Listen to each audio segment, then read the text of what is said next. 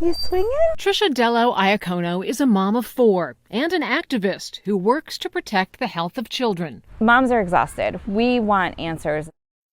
She's deeply concerned about alarming levels of toxic heavy metals in baby food, exposed in a pair of congressional reports this year that identified top brands for recklessly disregarding the health of babies. When the report came out, Josie, my almost 2-year-old, was so heavily relying on baby food. She's now almost outgrowing that stage, and we still don't have answers. Spotlight on America has been pressing for answers from baby food makers and the FDA. We discovered the foods identified in the congressional investigation as dangerous appear over and over again on states' approved lists of food available to low-income families through a federally subsidized program known as WIC, short for Women, Infants, and Children. WIC is run by the USDA and helps to feed nearly half of all infants born in the U.S.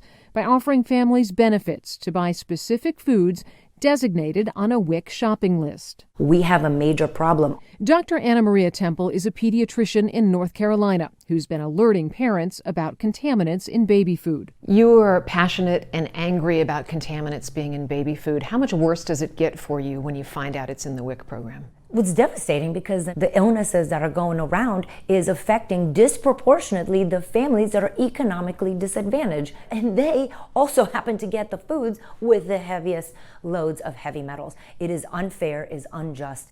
Spotlight on America examined every state's WIC program and found what's available depends on where you live. In Ohio, WIC parents are only permitted to buy baby food from Gerber, one of the big names called out for heavy metal contamination. We found 3 states have removed all types of rice cereal from the WIC list, known to contain high amounts of arsenic. But in 6 states, Gerber's organic rice cereal, called dangerous by Congress, remains on the list as one of parents' only choices. Those families usually live in homes and environments that probably are also laden with heavy metals and other toxic chemicals and such, but they don't know. And there's more.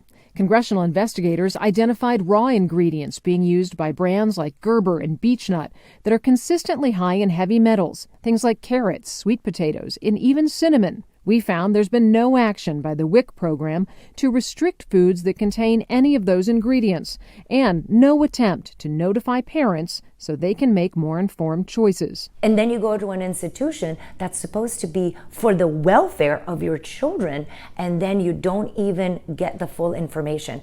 We took our findings to Congressman Raja Krishnamurthy, who led the congressional investigation and the charge to create limits for heavy metals in baby food. If you're one of those parents on that program and you can only choose from foods that might be toxic to your children, what do you do? And I think that's all the more reason why we've got to regulate this area even more. Do you think the WIC program should take heavy metals into account when they're making these lists? I think so.